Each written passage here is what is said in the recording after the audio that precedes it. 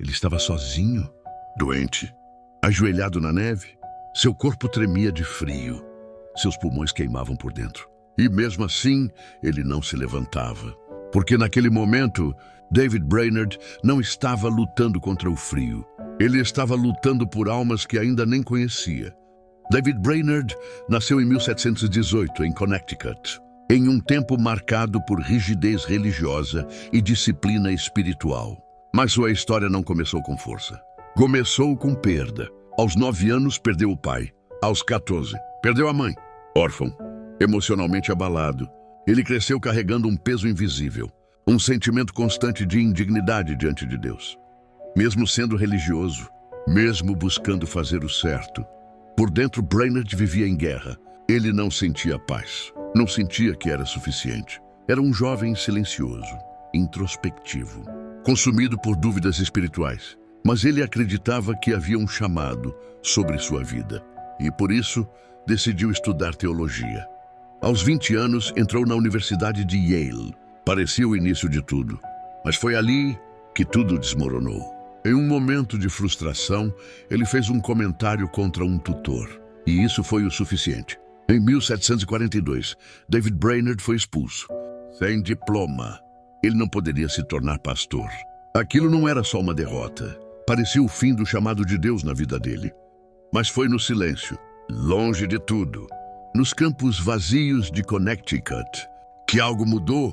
Ali, quebrado, sem títulos, sem reconhecimento, Brainerd teve um encontro real com a graça de Deus. Pela primeira vez, ele não tentou provar nada.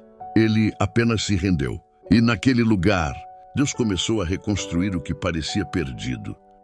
Então veio o chamado. Não para púlpitos famosos, não para cidades importantes, mas para algo improvável.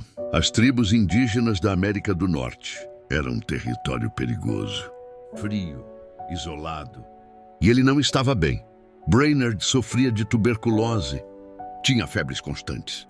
Seu corpo já estava fraco, mas mesmo assim, ele foi, sozinho, com uma Bíblia e um cavalo. E foi ali, no meio do nada, que nasceu o que marcaria sua vida para sempre. Oração. Brainerd não orava pouco. Ele orava até não ter mais forças. Há relatos de que ele se ajoelhava na neve por tanto tempo que seu corpo ficava dormente. Mas ele não parava, porque para ele, almas valiam mais que conforto. Então, em 1745, algo inesperado aconteceu. Em Crosswick, Nova Jersey, aquele jovem fraco, com voz quase sem força, começou a pregar, sem eloquência, sem estrutura, mas com algo que não podia ser ignorado. A presença de Deus. E, de repente, homens e mulheres começaram a chorar. Corações foram quebrados. Aldeias inteiras foram transformadas. David Brainerd morreu jovem, aos 29 anos. Seu corpo não resistiu, mas sua história não terminou ali. Seus diários foram publicados por Jonathan Edwards e atravessaram gerações. Influenciaram nomes como William Carey, Jim Elliot e John Wesley e deixaram uma mensagem impossível de ignorar. Uma vida não precisa ser longa para ser eterna. Quando é vivida de joelhos, ela ecoa para sempre.